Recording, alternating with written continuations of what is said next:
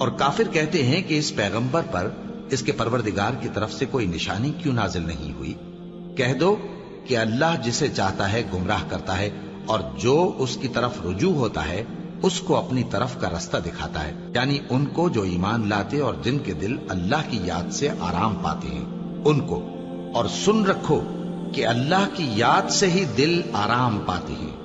جو لوگ ایمان لائے اور عمل نیک کیے ان کے لیے خوشحالی اور عمدہ ٹھکانہ ہے۔ جس طرح ہم پہلے پیغمبر بھیجتے رہے ہیں اسی طرح اے نبی ہم نے تم کو اس امت میں جس سے پہلے بہت سی امتیں گزر چکی ہیں بھیجا ہے، تاکہ تم ان کو وہ کتاب جو ہم نے تمہاری طرف بھیجی ہے پڑھ کر سنا دو۔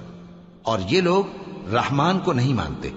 کہہ دو وہی تو میرا پروردگار ہے، اس کے سوا کوئی معبود نہیں، میں اسی پر بھروسہ رکھتا ہوں اور اسی کی طرف رجوع کرتا ہوں۔